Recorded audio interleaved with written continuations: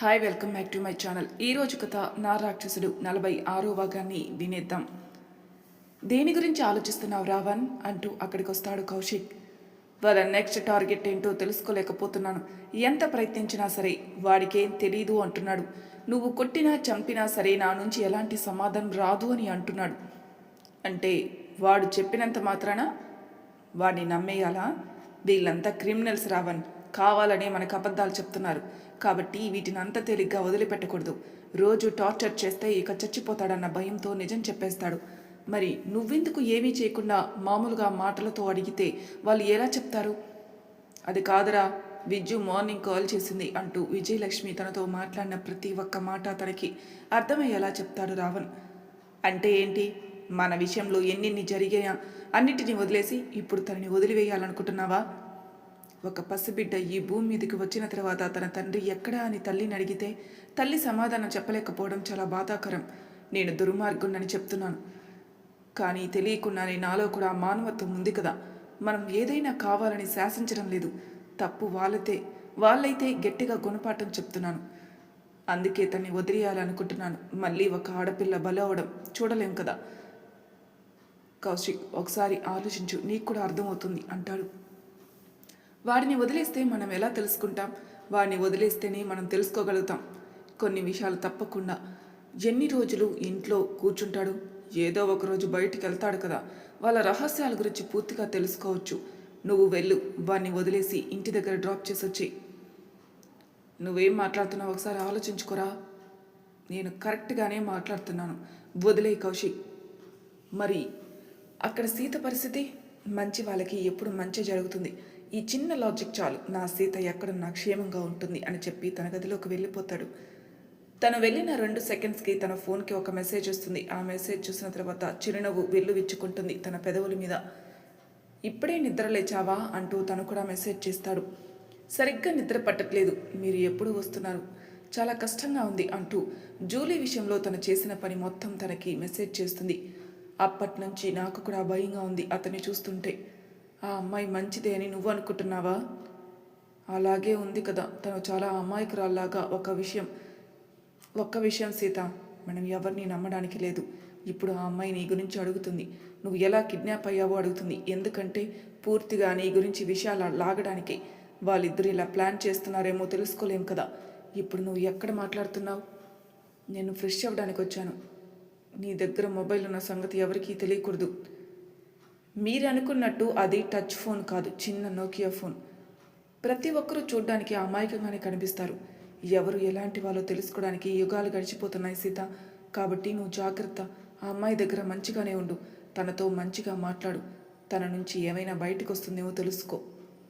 అయినా ఇక్కడ ఒక సీక్రెట్ రూమ్ ఉంది. ఇల్లు మొత్తం వెతికాను. ప్రతి ఒక్క దగ్గర సీసీ కెమెరాలున్నాయి. ఆ రూమ్లోకి ఎంట్రీ లేదు. కేవలం కేశవ్ మాత్రమే వస్తాడు. ఏదో ఐడి కార్డ్ చూపిస్తాడు. తను చూపించిన వెంటనే డోర్ లాక్ అయిపోతుంది. ఆటోమేటిక్గా క్లోజ్ అవుతుంది.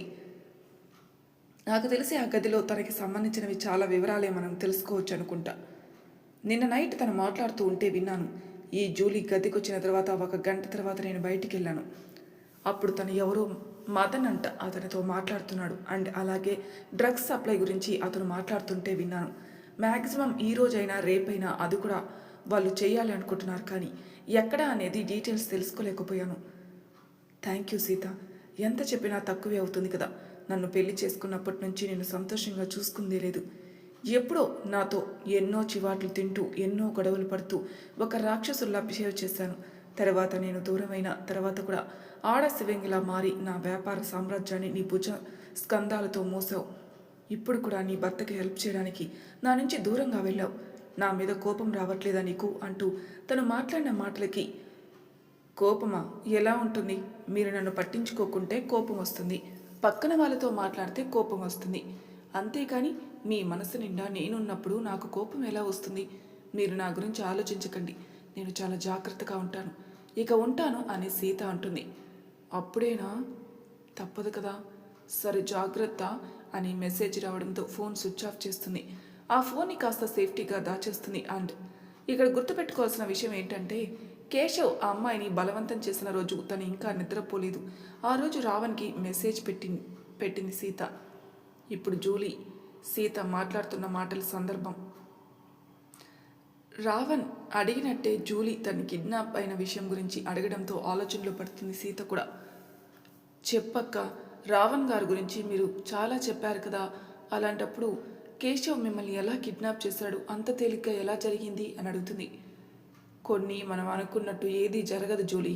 ప్రతి ఒక్కరు మన వాళ్ళే అని నమ్మిన తర్వాత అక్కడ భద్రత అనేది ఉండదు. అలా లేకపోవడంతో నేను ఈరోజు ఇక్కడికి వచ్చి చేరాను, నా భర్తకి దూరంగా నరకానికి అని చెప్పాలి. మా వారి కోసం ఎదురు చూస్తున్నాను. ఆయన వచ్చి నన్ను తీసుకుని వెళ్తేనే నా మనసుకి ప్రశాంతత. ఇది కేశవ సామ్రాజ్యం, ఇక్కడికి మీ వారు వస్తారని నీకు నమ్మకం ఉందా అక్క?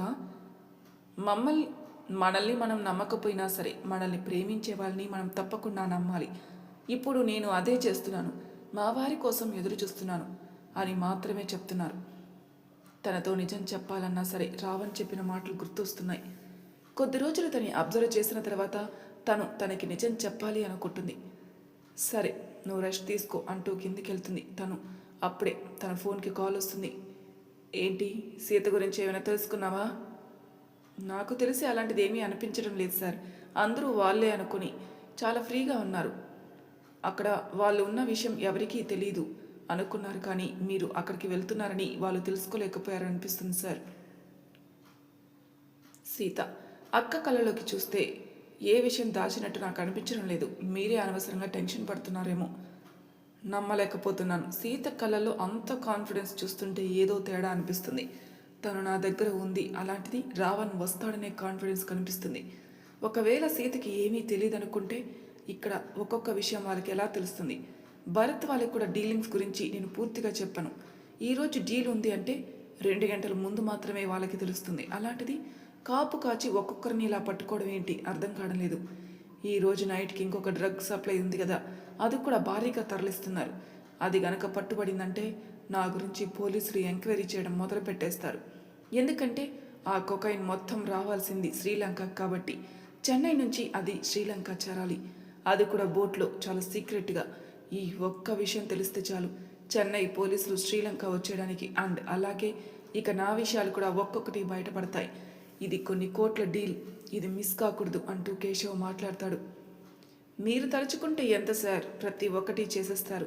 మీరు కాస్త ఎక్కువ ఆలోచిస్తున్నారని నాకు అనిపిస్తుంది. అందుకే చెప్తున్నాను, కాస్త రిలాక్స్గా ఆలోచించండి.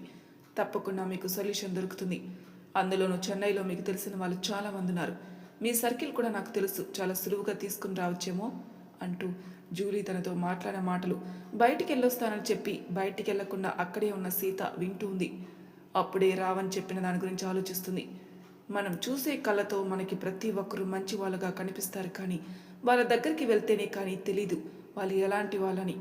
రావణ్ గారు చెప్పి మంచి పని చేశారు. లేకుంటే నేను ఎలా ఇక్కడికి వచ్చానో తనకి తెలుసుంటే చాలా ప్రమాదం జరిగేది అని ఊపిరి పీల్చుకుంటుంది సీత. అలాగే తను చెప్పినవి కొంచెం కొంచెం తనకు అర్థమయ్యాయి, కానీ ఈ మెసేజ్ తనకి ఫార్వర్డ్ చేయాలి కాబట్టి సమయం కోసం ఎదురు చూస్తుంది తను. ఇప్పుడు సీత అనుకున్నట్టు కేశవ్ పట్టుపడతాడా లేకుంటే తప్పించుకుంటాడా? అలా వాళ్ళిద్దరూ మాట్లాడుకున్న మాటలు వింటుంది సీత. నిజమే, ఈ రోజుల్లో ఎవరిని నమ్మకూడదు. తను అంతా అమాయకంగా కనిపించేసరికి తను నిజంగానే అమాయకురాలనుకున్నాను. అలా చాలా మోసపోయి అనిపిస్తుంది ఇప్పుడు. కానీ వీళ్ళు చెప్పేది నిజమేనా లేకపోతే నన్నేమైనా టెస్ట్ చేస్తున్నారా? ఎవరిని నమ్మకూడదు. ఈ అమ్మాయిని ఇక్కడికి తీసుకొని వచ్చాడు, ఈ అమ్మాయి ద్వారా తెలుసుకోవాలని. అంటే నా మీద కేశవ్కి అనుమానం ఏర్పడి ఉంటుంది. అందుకోసమే ఈ ప్లాన్ చేశాడేమో. రావణ్ గారు ఏది చెప్పినా కరెక్ట్గా చెప్పారు. ఇప్పుడు రావణ్ గారికి ఈ మెసేజ్ పాస్ చేయడానికి వెళ్ళి ఆయనకి కాల్ చేసినా లేకుంటే ఇంకొక రకంగా నేను ఈ మెసేజ్ ఫార్వర్డ్ చేయాలనుకున్నా ఇప్పుడు కదా అసలైన చిక్కులో పడేది. మనం ఈ చిన్న తప్పు చేయాలనుకున్నా సరే అది బయటపడకుండా చేయాలి. అలాంటిది ఇంత క్రూరత్వం ఉన్న కేశవ్ అంత తేలిగ్గా విషయం నాకు తెలిసేలా ఎందుకు చెప్తాడు? అది కూడా అమ్మాయి అంత డీటెయిల్గా పైకి వినిపించేలా మాట్లాడుతుందంటే సంథింగ్ ఈజ్ రాంగ్ అనుకుంటుంది తను. అలా మెట్ల మీద నుంచి కిందికి వస్తుంది సీత. ఆ విషయం గురించి ఆలోచిస్తుంది. కానీ సీత ఇక్కడ ఏం చేసింది? ఆవేశంగా వెళ్ళి రావణ్కి మెసేజ్ చేయలేదు. వీళ్ళిద్దరూ కావాలని పైకి వినిపించేలా మాట్లాడారు. సీత ఏ చిన్న పొరపాటు చేసినా వీళ్ళకి చిక్కుతుంది అనే సందేహంతో అలా ఆలోచిస్తూ సీత కిందికొచ్చి తన కోసం జ్యూస్ తీసుకుని పైకి వెళ్ళిపోతుంది. అప్పటికి జూలీ ఏదో వెతుకుతూ కనిపిస్తుంది. సీత కబోర్డ్లో వెంటనే తన డోర్ ఓపెన్ చేయడంతో తడబడుతూ వెనుకొచ్చే ప్రయత్నంలో ఆ సెల్ఫ్లో ఉన్న బట్టలు కాస్త కింద పడతాయి. తన వైపు ఆశ్చర్యంగా చూస్తుంది సీత. ఏం చేస్తున్నావు జూలీ? ఏమైనా కావాలంటే నన్ను అడగచ్చు కదా, ఇలా నా సెల్ఫ్లో ఏం చేస్తున్నావు నువ్వు? అది కాదక్క అంటూ తడబడుతూ జెండు బామ్ కోసం వెతికాను. మీరు సెల్ఫ్లో ఏమైనా పెట్టారనుకుని ఓపెన్ చేశాను. ఐఎమ్ సారీ అక్క, మీ పర్మిషన్ లేకుండా మీ సెల్ఫ్ ఓపెన్ చేస్తున్నందుకు. పర్వాలేదు, ఇందులో సారీ చెప్పాల్సిన అవసరం కూడా ఏమీ కూడా లేదు. నువ్వు వెతకడానికి నీకు ఏమీ కూడా దొరకవు. ఏంటి అంటూ ఆశ్చర్యంగా అడుగుతుంది జూలీ. అదే జూలీ, ఇక్కడ వెతకడానికి ఏమీ లేదు అంటే నా దగ్గర గోల్డ్ కూడా లేదు కదా, ఒకవేళ అయిపోతాయని భయపడ్డానికి అంటూ నవ్వుతూ చెప్తుంటాను. ఇదిగో ఈ జ్యూస్ తీసుకో అంటూ తన బెడ్ పక్కనున్న చిన్న టేబుల్ దగ్గరికి వెళ్తుంది. దాంట్లో ఒక ర్యాక్ ఉంటుంది. ఆ ర్యాక్ ఓపెన్ చేస్తుంది. అందులో ఉన్న జెండు బామ్ తీసుకుని వచ్చి తన చేతిలో పెడుతుంది. పర్వాలేదు, నీకేమైనా కావాలంటే మొహమాటం లేకుండా నన్ను అడగచ్చు. జ్యూస్ తాగు అంటూ నవ్వుతూ తనతో మాట్లాడుతుంది. అవునక్క, నీకు బావగారు గుర్తుకు రావట్లేదా? అదేంటి అలా అడుగుతున్నావు జూలీ? అది కాదు, ఒక్కసారి కూడా మీరు బావగారితో మాట్లాడలేదు కదా, అందుకే అడుగుతున్నాను. నేను ఆయనతో మాట్లాడలేదు, బట్ నా మనసు ఆయన దగ్గరే ఉంది అని ఆయనకి తెలుసు. పోనీ ఎవరికీ తెలియకుండా సీక్రెట్గా నేను మొబైల్ తీసుకుని వస్తాను, ఎందుకంటే ఇక్కడ సీసీ కెమెరాలు లేవు అని మీరు చెప్పారు కాబట్టి. అప్పుడు నేను బావగారితో మాట్లాడచ్చు కదా. మీరు ఎక్కడ ఉన్నారో అడ్రస్ బావగారికి చెప్పచ్చు, ఆయన మిమ్మల్ని తీసుకుని వెళ్తారక్క. నా దగ్గర ఫోన్ ఉంది, అది మీకు ఇవ్వచ్చు, కానీ ఆ ఫోన్ ట్రాక్ చేసి ఉంది కాబట్టి ఆలోచిస్తున్నాను నేను. నా గురించి ఇంత చక్కగా ఆలోచించినందుకు చాలా సంతోషంగా ఉంది జూలీ. 1 మంత్ నుంచి ఒంటరిగా ఉన్నాను, నాకు ఒక తోడు దొరికింది, నన్ను అర్థం చేసుకునే అమ్మాయి దొరికింది అని చాలా సంతోషంగా ఉంది. కానీ ఇలా నా విషయాలన్నీ ఆయనకి చెప్పి ఆయన ఇక్కడికి వస్తే అప్పుడు నేను ఓడిపోయినట్టు నాకు అనిపిస్తుంది అంది. ఎందుకంటే రావణ్ గారు నేను ఎక్కడున్నానో తెలుసుకోవాలి, అప్పుడు ఆయన నా దగ్గరికి రావాలి. అప్పటి వరకు ఎలాంటి ప్రయత్నం చేయను నేను. కనీసం ఇక్కడి నుంచి తప్పించుకుని వెళ్ళిపోయే ప్రయత్నం కూడా ఒక్కసారి కూడా చేయలేదు. అంటే ఆయన మీద నాకున్న నమ్మకం తప్పకుండా నిలబడుతుంది అని నవ్వుతూ చూస్తున్నా.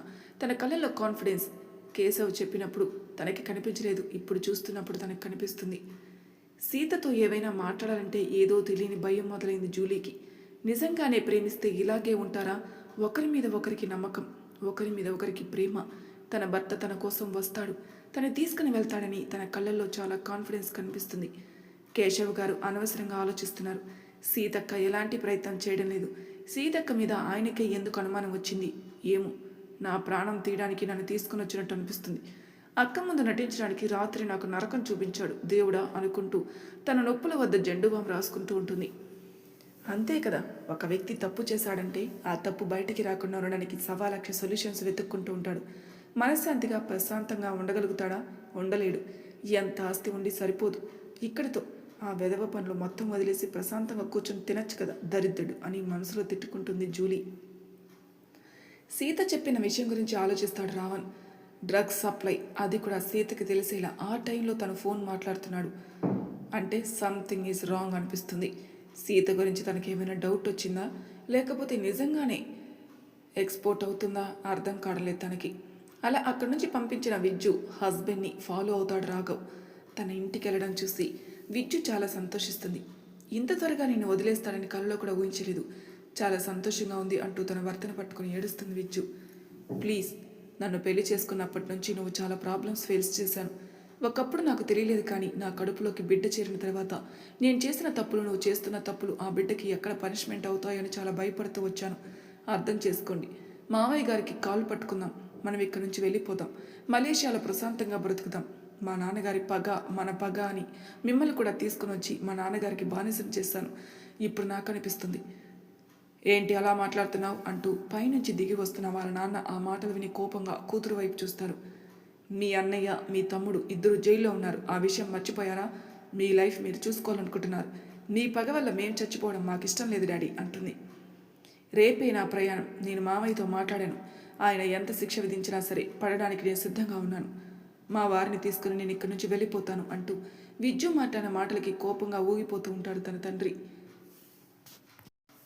ఇక్కడి నుంచి కాలు ఎలా బయట పెడతావో నేను కూడా చూస్తాను అంటూ ఆవేశంగా మాట్లాడతారు ఆయన.